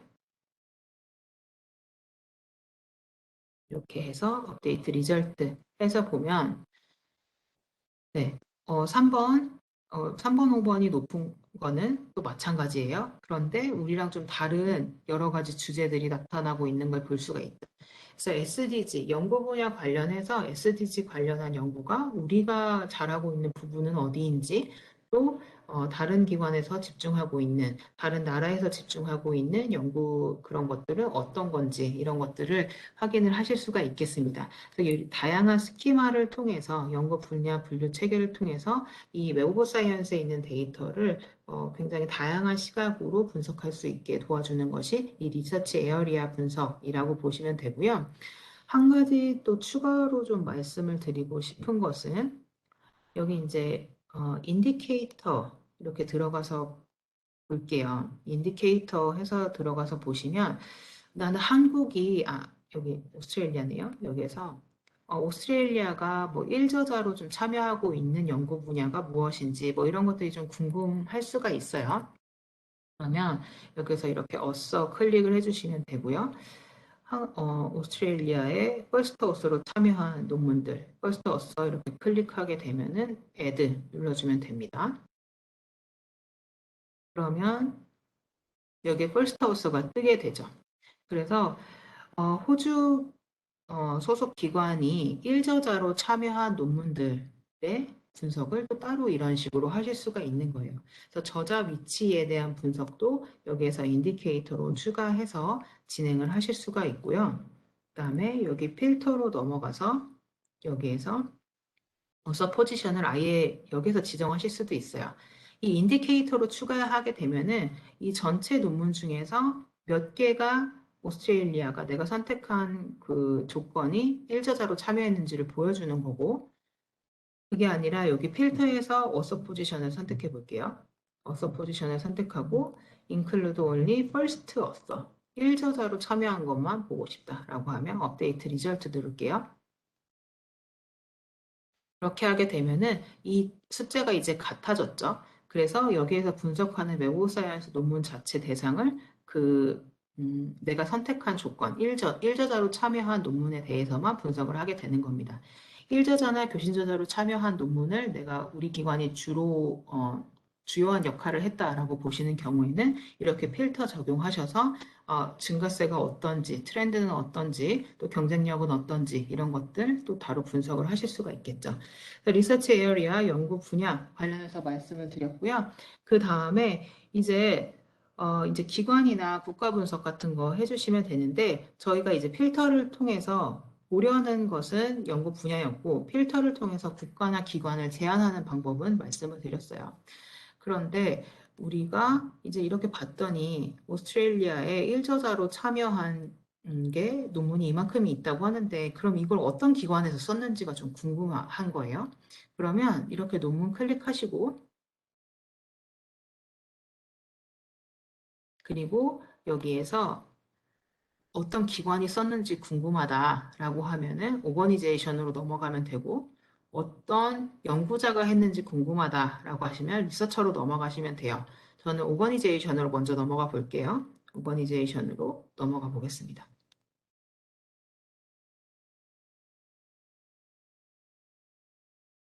네. 그렇게 되면 저희가 분명히 좀 전에 리서치 에어리아로 분석을 하고 있었는데 그 리서치 에어리아가 필터로 변환이 되고 우리가 분석하는 건 기관으로 이렇게 나온 거 확인하실 수가 있어요. 그래서 논문 수를 클릭하고 내가 원하는 다음 분석으로 넘어갈 수가 있는데 이걸 이제 리포커스 기능이라고 부르게 됩니다. 그래서 내가 원하는 연구 분야를 뭐 이미 정해진 게 아니라 이렇게 플로우를 타면서 하고 싶다라고 하실 때 이렇게 리포커스 기능을 이용을 해주시면 되는 거고요. 나는 이미 내가 이 분야를 할 거를 알고 있어요. 그러면 여기 바로 오거니제이션으로 넘어와서 그 다음에 왼쪽에 리서치 에어리아 선택해서 SDG 선택하고 내가 원하는 게 뭔지 아니까 SDG 선택하고 또 여기 하단에 몇 번에 어떤 연구 주제 분석할 건지 이렇게 선택해 주면 됩니다. 업데이트 리절트 눌러주게 되면은 이제 호주에서 이거 관련된 3번 관련된 연구를 한 기관들이 모두 나타나게 되고요. 여기 비주얼로 한번 가보도록 할게요. 그리고 일저자로 참여한 기관들이 나타나는 거죠. 그래서 비주얼로 넘어가서 보게 되면은 이거를 논문수로 또 다시 한번 바꿔보도록 할게요. 네. 어떤 기관의 이 3번 관련된 논문들이 어떤 속도로 올라오고 있는가, 일저자로 참여한 것들이 어떻게 되고 있는가 바로 확인하실 수가 있고, 여기에서 말씀드리고 싶은 거는 요 스캐터 플롯이라는 걸 한번 보도록 할게요. 스캐터 플롯 한번 보고요. 네. 그렇게 되면은 괄호, 세로, 축, 그리고 원의 지름을 내가 원하는 지수들로 설정해서 상대적인 위치를 볼 수 있는 그런 그래프를 또 활용하실 수가 있겠습니다. Choose a different visualization에서 스캐터 플롯을 선택을 했고요. 그리고 지수는 이제 선택을 한번 해보도록 할게요. X축을 논문수로 한번 보겠습니다. X축을 논문수로 보고요. 그 다음에 Y는 CNCI, 세계 평균을 1로 두는 거죠. 그래서 상대적으로 우리가 어떤지를 보여주는 거를 보여주는 게 요 CNCI라고 보시면 되겠습니다. 그리고 포인트 레디어스 같은 경우에는 우리 하이리 사이티드 페이퍼 상위 1% 논문을 좀 한번 보고 싶어요. 그러면 여기 인디케이터에서 이렇게 하이리 페이퍼라는 걸 이렇게 추가해 주시면 됩니다. 이렇게 추가하게 되면은 인디케이터에 없었다가 여기 인디케이터 이렇게 추가하면은 이게 바로 선택할 수 있게 됩니다. 그래서 하일리 사이티드 페이퍼로 원의 지름을 한번 설정을 해 보도록 할게요. 그래서 이 Good Health and Wellbeing이라는 연구 주제를 일저자로 참여한 호주 기관들을 저희가 보고 있죠. 상대적으로 CNCI는 굉장히 비슷한 선에 있네요. 다 세계 평균 1보다 높은 걸 기록을 하고 있는데 연구량이 가장 많은 거는 University of Sydney, 시드니 대학이 가장 많고 그리고 HCP가 65편이 있다라는 걸 볼 수가 있고요. 연구 여기 이제 하나, 둘, 5개 기관에서 봤을 때 연구량이 가장 적은 거는 퀸즐랜드 대학인데 하이리 사이티드 페이퍼가 40편이 있다 해서 상대적으로 원의 크기가 달라지는 걸 보실 수가 있죠. 그 지름을 하이리 사이티드 페이퍼로 해두었기 때문에 상위 1% 논문. 그리고 이 CNCI는 5개 대학 모두 다 이렇게 높은 1.2 정도, 세계 평균 1보다 높은 한 1.2배 정도의 피인용을 기록을 하고 있다라는 걸 볼 수가 있습니다. 이런 식으로 지정을 하실 수가 있는 거고, 내가 선택한 여러 가지 기관들이 어떤 성과를 내고 있는지 상대적으로 보고 싶을 때 스캐터 플롯 이용하실 수 있어서 한번 말씀을 드렸고요. 그 다음에 다시 한번 좀 넘어가서 보도록 할게요. 근데 그럼 이거 관련해서 나는 시드니 대학이랑 좀 협력하고 있는 뭐 대학이 궁금해요. 라고 하시면 여기 다시 한번 여기 논문으로 클릭해서 들어가 볼게요. 논문 클릭하고 저희가 아까 궁금했던 거는 이 호주의 어떤 기관이 뭘 하고 있는지가 궁금하다라는 거였잖아요. 근데 이제 저는 좀 다른 걸 보고 싶은데 시드니 대학이랑 콜라보레이션 기관은 기관인데 콜라보레이션한 기관을 보고 싶어요. 호주랑 협력한 기관을 보고 싶습니다. 그러면은 이렇게 고 눌러주세요. Organization that collaborate with this entity 선택해서 고 눌러보도록 할게요.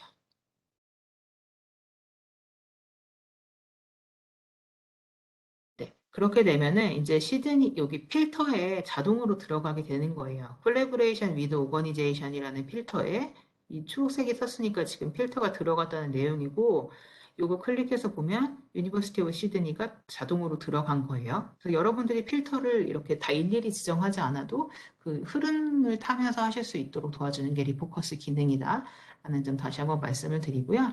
그러면 여기에서는 시드니 대학이랑 공저한 기관들이 모두 다 나타나게 돼요. 그렇게 되고 그러면 이제 연구 성과가 뭐 A라는 대학이랑 같이 공저를 했을 때 연구 성과가 뭐 피해용수 절대값도 있고 그다음에 세계 평균 1 대비했을 때 얼마나 높은지 낮은지 어떤 대학이라는 여기 보시면 이 대학이랑 이 12번 대학이랑 협력한 연구 성과들은 세계 평균 대비 2.08의 높은 피해용 성과를 거두었다. 그리고 HCP, Highly Cited Paper라는 걸 아까 인디케이터로 이제 추가를 했었죠. Highly Cited Paper도 그 전체 논문량 대비했을 때 많이 나오는 것이다. 라는 것들을 볼 수가 있겠습니다. 그래서 협력을 한 대상을 지정을 해서 협력 그 기관들을 볼 수가 있고 여기 비주얼로 한번 다시 넘어가서 보시면 이제 콜라보레이션 필터가 이렇게 지정이 되게 되면 콜라보레이션 필터가 지정이 되게 되면 우리가 지정한 기관이나 국가를 중간에 두고 내가 협력하고 있는 그 대상 기관들이 이렇게 다 나타나게 돼요. 그래서 이거를 좀 더 역시 늘리고 싶다라고 하시면은 이렇게 숫자를 바꿔주시면 되는 거죠. 이건 지금 피인용으로 되어 있는데 문서 수를 보고 싶어요라고 하면 웹 오브 사이언스 다큐먼트 클릭해 주시면 되고 이 협력한 기관들과 나타난 하이리 사이티드 페이퍼가 궁금하다라고 하시면 이렇게 하이리 사이티드 페이퍼 개수가 숫자로 나타나는 거 확인을 하실 수가 있겠습니다. 콜라보레이션 대상을 지정을 하게 되면은 이 콜라보레이션 맵으로 넘어가게 되는 거고요. 혹시 이걸로 안 넘어갔다라고 하시면 역시 Choose a different visualization 클릭해서 콜라보레이션 탭으로 넘어가 주시면 됩니다. 그리고 아까 뭐 예시로 보여드렸던 거 바그래프로 바꾸게 되면은 이제 우리가 협력하고 있는 그 기관들의 상대적인 성과를 이렇게 좀 더 직관적으로도 보실 수가 있겠고요. 그래서 그래프 종류를 선택하는 거는 이쪽이고 여기에서 지수를 선택을 해주시면 됩니다. 그리고 여기에서 보고 싶은 것들을 추가할 때는 여기 인디케이터에서 하나씩 설명을 보며 추가할 수 있고 또는 여기 테이블에서 이렇게 Add Indicator 클릭해서 여러 가지 지수들을 한 번에 선택해서 추가할 수도 있다라는 점 말씀을 드렸고요. 저희 마지막으로 리서처로 한 번만 넘어가서 보도록 할게요. 여기 리서처, 연구자이고요. 어떤 특정 분야의 연구자를 좀 난 파악하고 싶다. 아니면 우리 기관의 연구 성과가 연구자들이 어떻게 나오는지 좀 궁금하다라고 하시는 경우에는 이렇게 연구자로 넘어가서 이제 보시면 됩니다. 우리가 특정 연구 분야를 지정을 한번 해볼게요. 우리 리서치 에어리아로 들어가서 그리고 여기로 넘어가서 우리 아까 매트리얼 사이언스 멀티디서플리너리가 한국에서 연구량이 가장 많았었는데 이거를 한번 업데이트 리절트 해보도록 하겠습니다. 업데이트 리절트 하시기 전에 난 좀 더 자세한 레벨에서 연구자가 보고 싶으시면 사이테이션 토픽이나 SDG 기준으로 보고 싶다라고 하면 이렇게 스키마는 바꿔주시면 되는 거고 저는 웹 오브 사이언스로 일단 볼게요. 그래서 업데이트 리절트 눌러주시고 그렇게 한 다음에 웹 오브 사이언스 다큐먼트 기준으로 한 번 더 눌러주시게 되면은 다시 한번 역순으로 이렇게 넘어가게 됩니다. 그리고 이제 전 세계 어떤 연구자들이 어디 기관에 소속돼 있는 이제 연구자들이 이런 식으로 나타나게 됩니다. 이 논문을 썼을 때 당시에 기재한 연구자의 소속 기관과 연구자의 이름을 조합으로 이 논문들이 이렇게 들어가게 되는 거고요. 나는 지금 이거 너무 전 세계고 한국에서 누가 있는지 보고 싶어요. 그러면 로케이션 선택하고 사우스 코리아 또 추가해 주시면 되겠죠. 이렇게 해서 업데이트 리절트. 네, 이렇게 하게 되면은 지금 우리가 선택한 2017에서 2021년 기준으로 논문량이 가장 많은 분이 어떤 분이 있는지, 그리고 혹시 여기 하이리 사이티드 페이퍼 안 보이시면 여기 인디케이터에서 하이리 사이티드 페이퍼 추가해 주시면 되죠. 비중으로 보고 싶으시면 여기 퍼센트 들어가서 추가해 주시면 돼요. 비중으로도 한번 볼게요. 퍼센트 하이리 사이티드 페이퍼. 그러면 이분이 이 김형섭 포스텍 소속으로 낸 논문 206편 중에 4편이 하이리 사이티드 페이퍼 상위 1% 논문이고요. 그 다음에 이거를 비중으로 봤을 때는 1.94%에 해당한다. 이분은 지금 8.84%가 하이리 사이티드 페이퍼로 분류가 되어 있네요.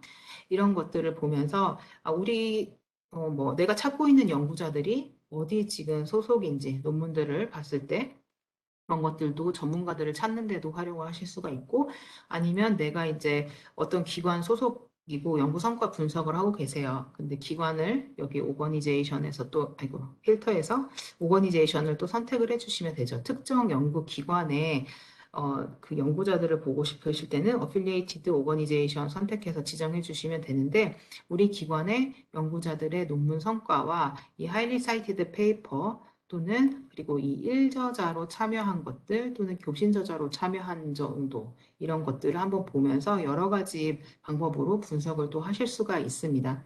그래서 여기에서 연구자 분석을 통해서는 이렇게 이 논문에 실려 있는 이 논문 안에 여러 가지 이제 정보들이 있게 되잖아요. 여기에 실려 있는 그 연구자의 이름, 플레임이 있으면 플레임으로 되는 거고요. 플레임과 그 당시 소속 기관 조합으로 이렇게 연구자 분석을 하실 수가 있게 되어 있다. 그리고 만약에 여기에서 이름이 아니라 특정 연구자 아이디를 갖고 계시는 분들이 있다. 그걸 난 알고 있다라고 하면은 아이디로 넣게 되면은 굉장히 정확한 데이터를 또 분석을 하실 수도 있겠죠. 네, 제가 오늘 지금 1시간 반 정도 교육을 진행을 했는데요. 제가 준비한 부분은 여기서 마치도록 하고 그 교육 자료에 한 가지만 혹시 이제 이용을 하시다가 제가 이제 Q&A를 받을 건데요. 그 전에 혹시 이용을 하시다가 궁금한 사항은 이쪽으로 이메일 문의를 주시게 되면 저희가 굉장히 빠르게 또 답변을 드립니다. 그래서 어떤 문제가 있는지 어떤 게 궁금한지 스크린 그 샷 화면, 캡처 화면하고 같이 보내주시면 도움이 많이 되니까요. 많이 이용해 주시고 그리고 뭐 인사이트 이용하시다가 여기 피드백을 좀 주고 싶다. 그러면 여기 서제스터 피처 클릭하셔가지고 나는 어떤 기능이 있었으면 좋겠습니다. 라고 남겨주시면 저희가 정기적으로 검토하고 다음 업데이트 때 반영할 수 있는지 이런 것들 논의하니까요. 많은 참여 또 부탁드리도록 하겠습니다. 네, 장시간 너무 고생 많으셨고요. 일단 Q&A, 그 질문 있으시면 질문 받도록 하겠습니다. 네. 오늘 인사이트 웨비나에 대해서 상세하게 강의해 주신 한민정 차장님께 다시 한번 감사드립니다. 오늘 교육이 실무하는 데 많이 도움이 되시길 바랍니다. 그럼 지금부터 Q&A 시간을 갖도록 하겠습니다. 어, 강의 중에 몇 분께서 지금 질문을 주셨는데요.